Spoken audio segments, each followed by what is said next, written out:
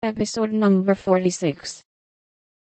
Just listen to me a minute, and be a good child, said Meg soothingly.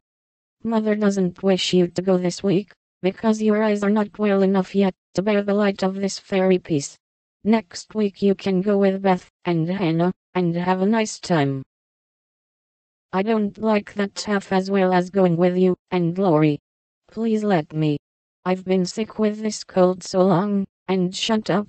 I'm dying for some fun. Do, Meg. I'll be ever so good, pleaded Amy, looking as pathetic as she could. Suppose we take her. I don't believe Mother would mind, if we bundle her up well, began Meg. If she goes I shan't, and if I don't, Laurie won't like it, and it will be very rude, after I invited only us, to go and drag in Amy. I should think she'd hate to poke herself where she isn't wanted, said Jo crossly, for she disliked the trouble of overseeing a fidgety child when she wanted to enjoy herself.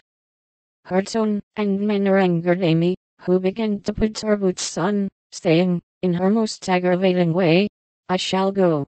Meg says I may, and if I pay for myself, Laurie hasn't anything to do with it.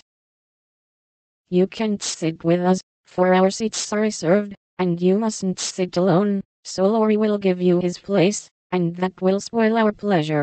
Or he'll get another seat for you, and that isn't proper when you weren't asked.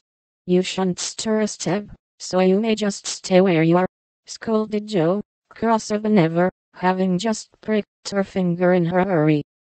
Sitting on the floor with one boot on, Amy began to cry, and Meg to reason with her, when Laurie called from below, and the two girls hurried down, leaving their sister wailing. For now and then she forgot her grown-up ways, and acted like a spoiled child. Just as the party was setting out, Amy called over the banisters in a threatening tone. You'll be sorry for this, Jo March, see if you ain't. Fiddlesticks, returned Jo, slamming the door. They had a charming time, for the 7 castles of the Diamond Lake was as brilliant and wonderful as heart could wish. But in spite of the comic red imps, sparkling elves, and the gorgeous princes and princesses, Jo's pleasure had a drop of bitterness in it. The fairy queen's yellow curls reminded her of Amy, and between the acts she amused herself with wondering what her sister would do to make her sorry for it. She and Amy had had many lively skirmishes in the course of their lives, for both had quick tempers, and were apt to be violent when fairly roused. Amy teased Jo, and Jo irritated Amy, and semi-occasional explosions occurred, of which both were much ashamed afterward. Although the oldest, Jo had the least self-control, and had hard times trying to curb the fiery spirit, which was continually getting her into trouble. Her anger never lasted long, and having humbly confessed her fault, she sincerely repented, and tried to do better. Her sisters used to say that they rather liked to get Jo into a fury, because she was such an angel afterward. Poor Jo tried desperately to be good, but her bosom enemy was always ready to flame up and defeat her, and it took years of patient effort to subdue it. When they got home, they found Amy reading in the parlor.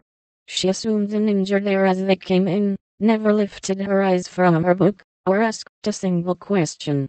Perhaps curiosity might have conquered resentment, if Beth had not been there to inquire and receive a glowing description of the play.